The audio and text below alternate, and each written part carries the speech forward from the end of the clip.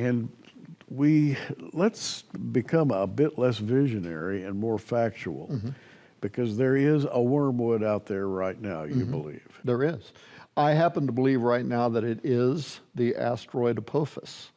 I happen to believe that Apophis is more likely than not to impact the Earth on Friday the 13th, April of 2029. That's not your date. That's NASA's date. NASA's date. Yeah, that's the NEOWISE team at NASA. That's the date that they've put. And even though they've changed their calculations, and in the book, by the way, I go into some very intelligent individuals. They're as smart as any of the people working at NEOWISE or smarter. Like Nathan Myhrvold, who ran the tech department for Microsoft for years. He's considered to be Bill Gates' second brain. Right? He's consistently, year after year, listed in the top 100 critical scientific thinkers in the world. So the guy, he holds 800 patents. He's a polymath. I mean, the guy is a brain, right? And he wrote a paper that people can look up online right now that was peer-reviewed in an astronomy magazine. And it was written in 2019, so it's a recent paper, in which he accuses NASA of deception.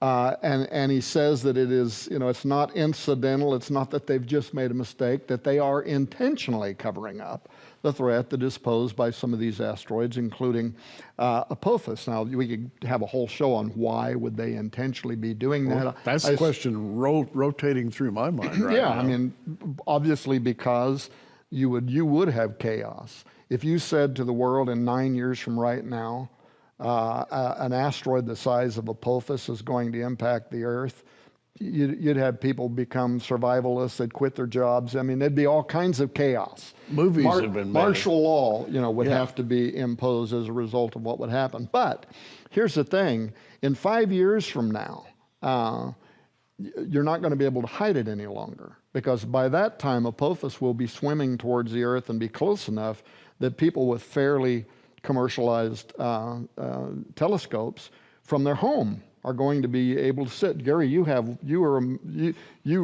the magazines for years, and you have the giant telescope. You'll be able to literally sit in your home and look into deep space and see Apophis moving towards the Earth. And by that time, smart lay mathematicians and whatever are going to be able to determine on their own that this rock is on a trajectory to hit this planet. Now, there was a movie once called the Andromeda Strain, and you referenced that. Yeah. And tell us about that, and tell us about all of the possibilities that we're looking at. Yeah, because, well, that was the other thing. I wanted to know, how could it pollute a third of the waters?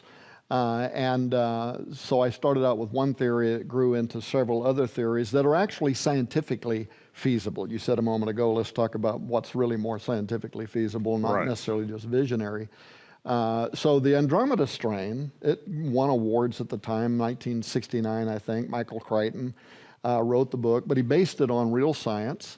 The idea of the book, of course, is that our scientists, they've sent a satellite up into space. They're trying to harvest microorganisms out of space for a bioweapons, project. But anyway, it crashes in Piedmont, Arizona, right? And all of a sudden, everybody in Piedmont, Arizona is dead. So they send in a team of people in hazmat suits. They find the satellite. They find out that indeed it did bring back a microorganism. And the nature of this microorganism is that it causes people's blood to clot instantaneously or near instantaneously through their body. But it raised this question: could an asteroid, could Apophis, be carrying a microorganism, an alien organism, in which a virus has hitched a ride, right? Then it impacts the Earth, either land or sea. All this debris is kicked up into the upper atmosphere. It goes into the jet stream. It moves all this stuff all around the Earth. Then it rains down on the Earth, including into the waters and into the streams. And this virus then becomes something that is a new Black Death, a contagion, something for which we have no immunities because this thing comes from deep space. It's just something utterly alien to us.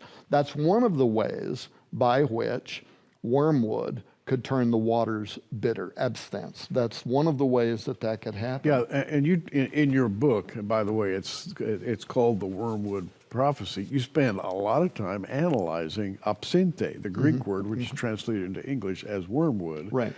As I recall, you go through a couple of chapters delving very deeply into the meaning of this word and the meaning of what might happen to the waters of planet Earth. Now, this is in the Bible, folks. I believe the Bible. I believe that Revelation 8, verse 10 is going to happen, period. If it's there, it's going to happen. So you spent time talking about the type of reaction that might occur, Right. under the rubric of wormwood. Well, imagine this. We know that, like, beneath the ice of the Antarctica, there are ancient organisms, right? Yeah. Some of these could be like a prehistoric version of the Ebola virus or something like that. It could be something that's actually not coming from space. It's under the ground here on Earth right now. And all it would take is a sizable body to impact the Earth, to blast that material up into the air and into the waters. And you could have, again, a new kind of contagion. There's a science that's called lake inversion. You know, we have these lakes, like, is it called Neos or whatever it is in Africa, that a few years ago burped or popped or whatever it is it does, right? And it blew out enough carbon dioxide that it killed thousands of people, thousands of animals. One of NASA's own scientists speculated what would happen if Apophis impacted the supervolcano that we have here. Yellowstone. Right? We don't know what's deep down inside the Earth that could be inside there. We know extremophiles, so extreme organisms that can live through extreme heat, extreme cold, like what would be in space. Sure. And there's a whole science around panspermia, the whole idea that life could travel to Earth on board a meteor or an object like this. But so it could be something that's already beneath the Earth, and then based on where Apophis or wormwood impacted the Earth, that would cause this debris to be blasted up from underneath the planet right now, something that's ancient and long gone.